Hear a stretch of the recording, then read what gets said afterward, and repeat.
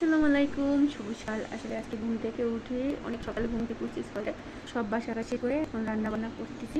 আর কি রান্না করতেছি চলেন আপনাদেরকে। পাখির রুমে চলে আসলাম। এখন আমি আপনাদেরকে দেখাবো আমি কি রান্না করেছি। আর আজকে আসলে একটু বেশি ভালো রান্না করছি, কারণ আমি 2 দিন রোজা, কালকে রোজা ছিলাম, আজকে রোজা মহরম মাসের রোজা রাখছি, 10ই মহরমে। আজকে একটু ভালো মন্দ রান্না করছি, হোক বেশি না, যতটুকু সামর্থ্য তোলাইছে তোমার দেখাবো। এখানে আমি সকাল সকালে যে মুরগির রোস্ট রান্না করছি, তারপরে পেঁয়াজ কেটে রাখছি, পোলাও রান্না করবো, আলু কেটে রাখছি। আর এখানে চুলার উপরে গরুর মাংস আছে, এই গরুর মাংসটুকু রান্না করব। হ্যাঁ, এই গরুর মাংস এখনো হয়নি, আর পানি গরম দিচ্ছে, এই পানি গরমে আমি বসে দেবো।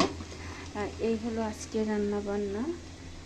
আর থালা বাসন সব ধোয়া শেষ, একটু পরে আমি কেক বানাতে যাব।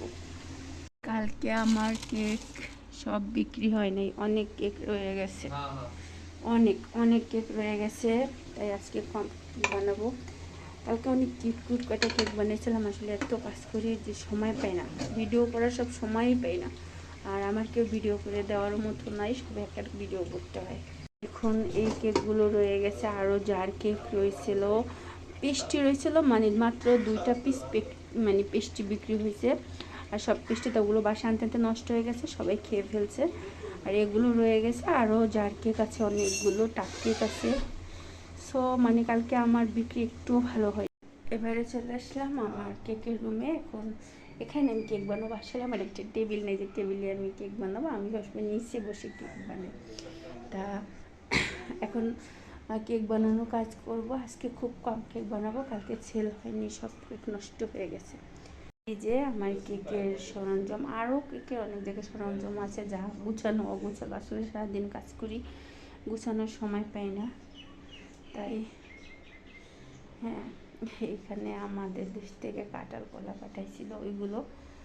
আর সব আমার কেকে আরও অনেক আছে ওই পাশের রুমে। আসলে কেক বানাতে গেলে অনেক জিনিসপত্র লাগে, আসলে সেটা ভালোভাবে যে মানে সেল কিনে আমি যে মানে কোথাও রাখবো এরকম এখন পর্যন্ত হয়নি।